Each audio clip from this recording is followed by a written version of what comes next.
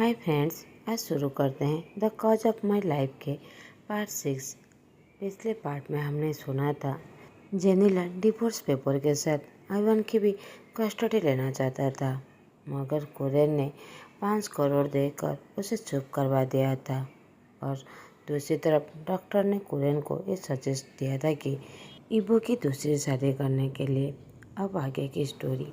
कुरेन को बहुत ज़्यादा परेशान में देखकर लिबोएन कहता है, सर आप मुझसे कुछ भी शेयर कर सकते हैं।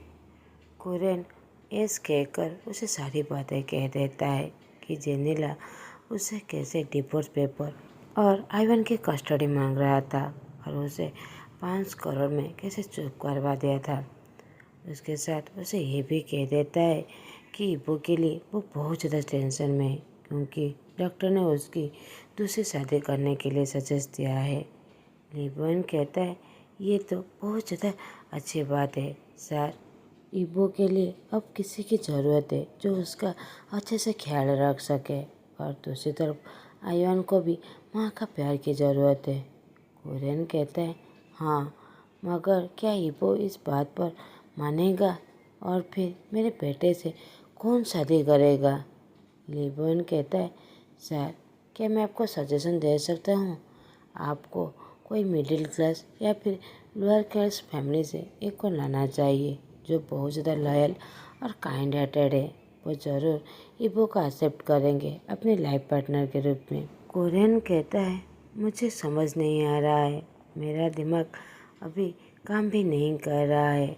मुझे भी यही लगता है, मगर मैं इबो को कैसे कन्विंस करूँगा। उसका माइंड अभी भी स्टेबल नहीं है। वो उस डिवोर्स पेपर पर साइन करने में भी मना कर दिया। वो जेनिला को अभी डिवोर्स नहीं देना चाहता।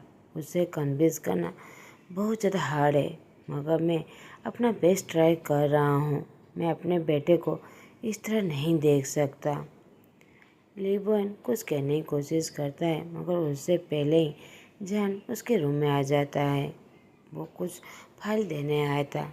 वो उन लोगों को फाइल देकर वो करते हुए वहाँ से चला जाता है। जान जाते ही लिबोएन कहता है, सर जान के बारे में आप भी वही सोच रहे हैं ना। कुरेन कहता है, हाँ, अगर वो मान गया तो ये बहुत ज़्यादा बेस्ट होगा। तुम उसका हर इन्फॉर्मेशन निकालो। लिबोएन ऐस कहकर वहाँ से चला जाता है। अब अगले दिन लिबोएन जान का सारा इन्फॉर्मेशन लेकर कुरेन को देते हुए कहता है, बस जान अपने पापा और स्टेप मदर और स्टेप सिस्टर के साथ ही रहता है। उसकी माँ की डेथ कुछ साल पहले ही हो गया था। उसकी माँ के डेथ के बाद उसके पापा ने क्रिस्टल जियांग से शादी की है। और रिसेंटली जो लोन लिया था वो अपनी स्टेप सिस्टर की वेडिंग पर ही। वो बहुत ज़्यादा काइंड है, और सबसे बड़ी चीज़ वो अपनी कजिन जिससे वो बचपन से ही एंगेज है। कुरेन कहता है, ओ तो फिर हमें उसके बारे में सोचना नहीं चाहिए। लिबोएन कहता है, सर आपको एक बार ट्राई तो ज़रूर करना चाहिए, अगर उसकी फैमिली इस बात पर मान गई तो, क्योंकि इबो बहुत ज़्यादा रिच है। कुरेन कहता है, तो फिर मैं इस बारे में ज़रूर सोचूंगा। दूसरी तरफ सिसी और वेंगसू जो लिविंग रूम में बैठे हुए थे। सिसी कहते हैं, वेंगसू मैंने सुना है ब्रदर वांग इबो की दूसरी शादी के लिए डिसाइड किया है। वेंगसू कहती है, मामा इस बारे में ज़्यादा मत सोचो। ब्रदर इबो इस बात पर कभी भी नहीं मानेंगे। वो कभी भी दूसरी शादी के लिए इस बात पर बिल्कुल भी नहीं मानेंगे, या फिर वो अपने कमरे में किसी को भी आने की अलाउ नहीं करेंगे। सिसी कहती है, और वो स्टूपिड लड़की वो सब कुछ पीछे छोड़ के चला गया है। वो बस इंतज़ार कर रहा है कि अब ब्रदर वांग रिटायर लेंगे, और इबो इस तरह है।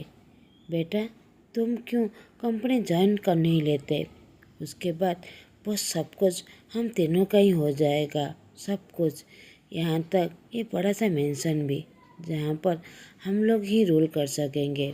अब रात का वक्त था, सब सो गए थे, इबो भी सो गया था, मगर सडनली अपना सर हिलाते हुए नहीं कहकर बड़ी जोर से चिल्लाते हुए उठता है। उसकी आवाज़ सुनकर कुरेन तो दौड़कर उसके पास आता हुए कहता है, बेटा क्या हुआ? इबो जो पूरी तरह स्वेट हो गया था, वो कहता है, डैड डैड मेरे साथ ही क्यों? मैंने एक नाइटमेयर देखा जहाँ पर मैं पूरी तरह अकेला था। कुरेन इबो को गले लगाते हुए कहता है, नहीं बेटा ऐसा मत बोलो, तुम अकेले नहीं हो, मैं हूँ, आइवान है। इबो कहता है, डैड आप उसका नाम मत लीजिए, उस औरत के रिलेटेड हर चीज़ से मैं नफरत करता हूँ। कुरेन कहता है, मगर वो तुम्हारा बेटा है, वो बच्चा है, उसकी माँ उसे छोड़ के जा चुका है, प्लीज़ उसे इग्नोर करना बंद करो, उसे तुम्हारी प्यार की ज़रूरत है। इबो बड़े ज़ोर से रोने लगता है। कुरेन उसके सर को पैट करते हुए मन में सोचता है, बेटा मैं तुम्हारी खुशियाँ लाने की बहुत ज़्यादा कोशिश करूँगा, मैं तुम्हें इस तरह नहीं देख सकता। शाहजहां ही तुम्हारे लिए बेस्ट है। अगर वो इस बात पर एग्री हो गया तो मैं श्योर हूँ तुम्हारी लाइफ में फिर से खुशियाँ वापस आ जाएगा। जहान आयन को भी खुश रखेगा। दूसरी तरफ जहान जब घर वापस आता है, वो देखता है उसकी माँ और उसके पापा बहुत ज़्यादा ओरेडली बैठे हुए थे। जहान भी उसके पास बैठते हुए कहता है, क्या हुआ, कुछ हुआ है? जियानमिन कहता है, तुम्हारे आंटी ने शादी को फिक्स करने के लिए कह दिया है और वो भी 2 महीने में। जहान कहता है, मगर पापा मैं अभी शादी करना नहीं चाहता। क्रिस्टल कहता है, मैं भी तुम्हारे पापा से यही कह रहा हूँ, मगर वो ये बात सुन भी नहीं रहे हैं।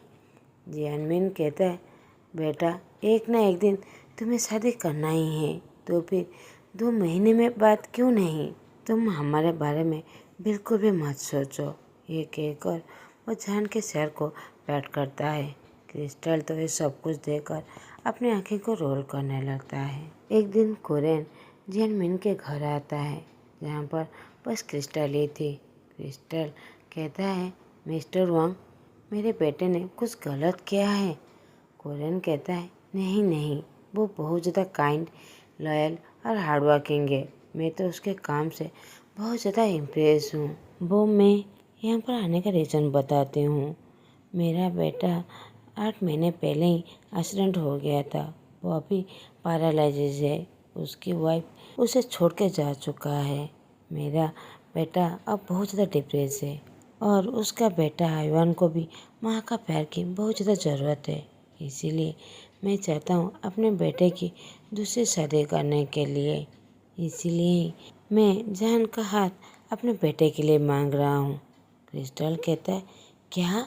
मगर जान तो बचपन से ही एंगेज है अपनी कजिन के साथ। आई एम सॉरी, मैं आपकी प्रपोजल को एक्सेप्ट नहीं कर सकता। और फिर कुरेन उसकी बात को काटते हुए कहता है, मुझे ये सब कुछ पता है, मगर आपको दोबारा सोचना चाहिए। मेरा बेटा बहुत ज़्यादा रिच है, आपका बेटा इसमें रोल कर सकता है।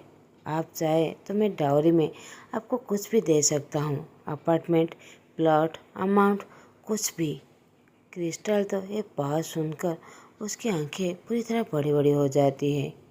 किरण उसे कार देते हुए कहता है, आपको इस बारे में दोबारा ज़रूर सोचना चाहिए।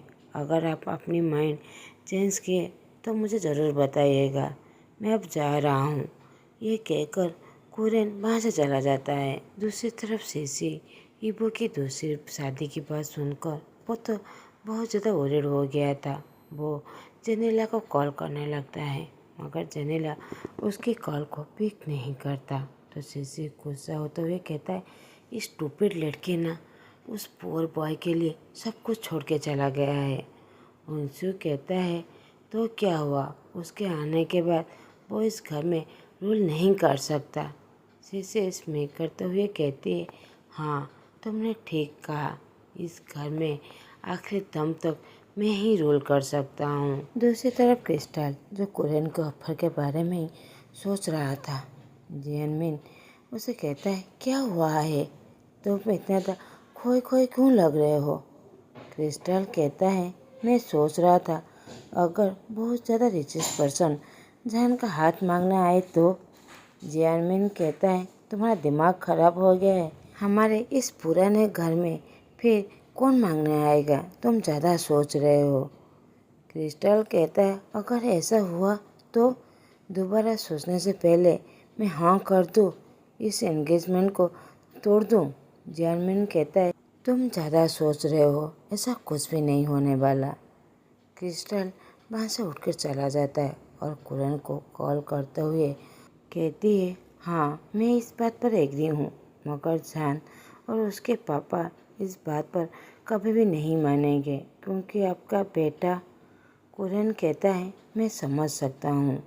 क्रिस्टल कहती है, मेरे पास एक आइडिया है। आप ईबो के डिसेबल होने की बात सबसे छुपाना पड़ेगा। कुरन कहता है, क्या? मगर ये तो बहुत ज़्यादा गलत है। क्रिस्टल कहती है, हाँ तो फिर आप सब कुछ भूल जाइए, नहीं तो आप इस बात पर एक बार दोबारा ज़रूर सोचिए। मैं आपके कॉल का वेट करूँगी। ये कहकर वो कॉल कट कर देती है। दूसरी तरफ जान और टेरियन जो रेस्टोरेंट चले गए थे, वो जान की प्रमोशन के ट्रीट के लिए, क्योंकि जान ने घर में स्वीट्स भेजा था मगर टेरियन ने कहा कि वो स्पेशल है तो उसे स्पेशल ट्रीट चाहिए। इसीलिए वो दोनों डेरियन के फेवरेट रेस्टोरेंट चले गए थे। अब लंच के बाद डेरियन जब जान को घर छोड़ने के लिए आया था तो क्रिस्टल जैसे ही देखता है डेरियन जान के साथ है, वो कहता है, तुम क्यों यहाँ पर आए हो?